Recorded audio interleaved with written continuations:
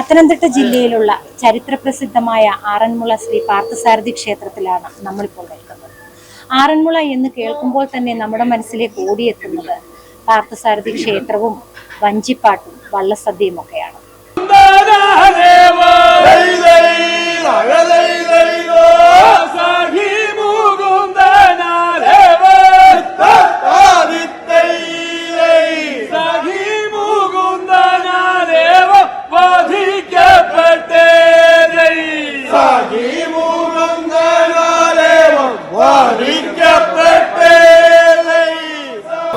ആറന്മുളയിലെ ഏറ്റവും വിശേഷപ്പെട്ട ഒന്നാണ് വള്ളസദ്യ. ഈ വള്ളസദ്യയുമുണ്ട് ഒരുപാട് പ്രത്യേകതകൾ. വഞ്ചിപ്പാട്ടിന്റെ അകമ്പടിയോടുകൂടി 60-ൽ പരം വിഭവങ്ങളോടുകൂടി ഉള്ള ഈ വള്ളസദ്യയുടെ വിശേഷങ്ങൾ ഇവിടുത്തെ കരക്കാരോട് തന്നെ നമുക്ക് ചോദിച്ചറിയാം. ആറന്മുള ഭഗവാന്റെ ഇഷ്ട വഴിപാട്, അതായത് നമ്മൾ ഉദ്ദിഷ്ട കാര്യലബ്ധിക്കായിട്ടുള്ള ഇഷ്ട വഴിപാടാണ് ഈ വള്ളസദ്യ എന്ന് പറയുന്നത്.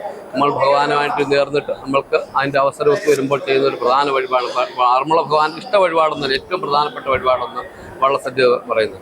ഇത് ഏകദേശം വേണ്ട നമ്മൾ സാധാരണ ഒരു സദ്യ പോലെയല്ല. ഇതിലേകദേശം 60 മുതൽ 70ഓളം വിഭവങ്ങൾ, അതായത് നമ്മൾ പാടി ചോദിക്കുന്ന വിഭവങ്ങൾ ഒരു 40-45ഓളം വിഭവങ്ങൾ ഇലയിൽ വിളമ്പും.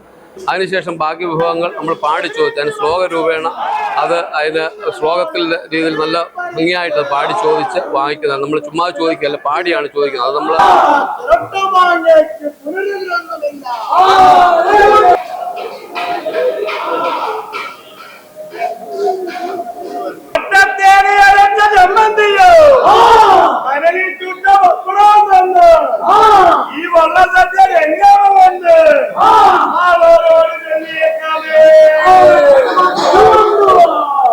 വളരെ ഭക്തിയോടും കൂടി ആദരവോടും കൂടി ആചാരപരമായിട്ട് ചെയ്യുന്ന ഒരു വഴിപാടാണ് വള്ളസദ്യ എന്നുള്ളത്. അതായത് അന്നേ ദിവസം പുലർച്ചെ നമ്മൾ വഴിപാട് നടത്തുന്ന ആ വ്യക്തി അല്ലെങ്കിൽ ആ കുടുംബം ക്ഷേത്രത്തിലെത്തി 2 പറ, അത് ഒന്ന് ഭഗവാനും ഒന്ന് വള്ളത്തിനു വേണ്ടി സമർപ്പിക്കുന്നു.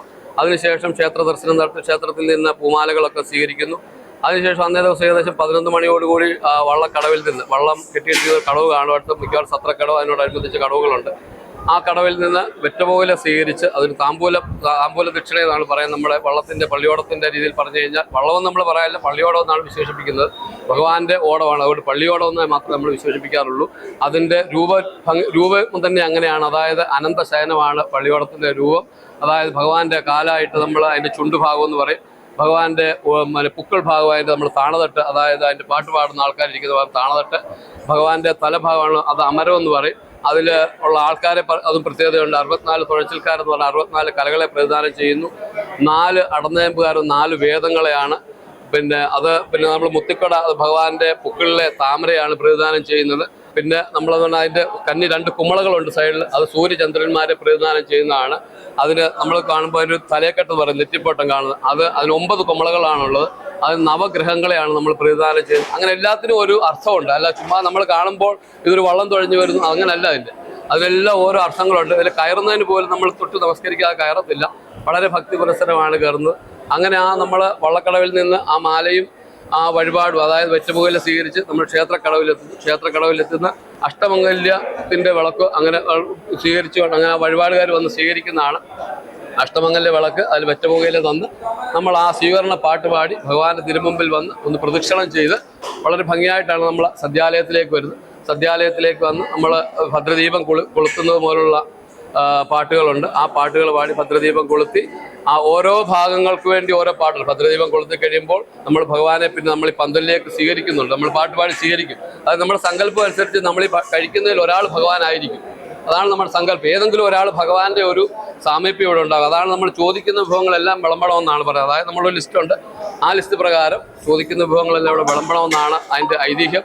അങ്ങനെ ഇപ്പം ചെയ്തു പോരുന്നുണ്ട്. അതിനൊന്നും ഒരു തടസ്സങ്ങളും ഉണ്ടാകാറില്ല.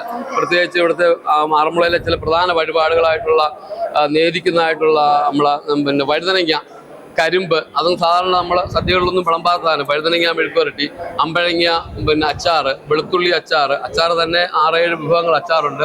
പലതരം പഴങ്ങളുണ്ട്, നേന്ത്രപ്പഴം, കാളിപ്പഴം, കദളിപ്പഴം, അങ്ങനെ പല പഴങ്ങളുണ്ട്. അങ്ങനെ പല വിഭവങ്ങളാണ്.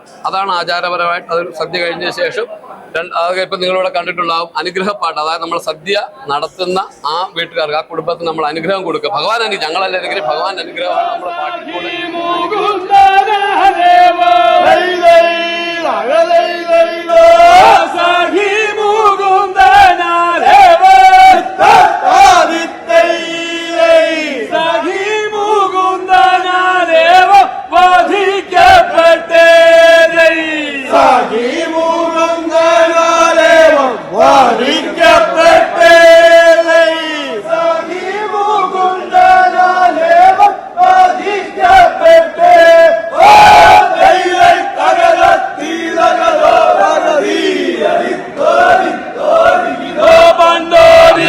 നമ്മൾ തിരിച്ച് വീട്ടുകാരോട് ഭക്ഷണം കഴിച്ചതിന് ശേഷം, സദ്യ കഴിച്ചതിന് ശേഷം തിരിച്ച് കൊടിമരച്ചോട്ട് ചെന്ന് ആദ്യം രാവിലെ ഇട്ട പറ തളിച്ച് കർപ്പൂര ദീപമൊക്കെ ഒഴിഞ്ഞ് തിരിച്ച് ആ കടവിൽ തന്നെ, ക്ഷേത്രക്കടവിൽ ചെന്ന് വള്ളത്തിനെ പാട്ടുപാടി തന്നെ യാത്ര, മംഗളം ചൊല്ലി യാത്ര പോകുന്നു. അതങ്ങനെയാണ് ഈ തുടക്കവും ഒടുക്കവും. ഇങ്ങനെ ഒരു വള്ളസദ്യയുടെ അവസാനത്തെ കാര്യം.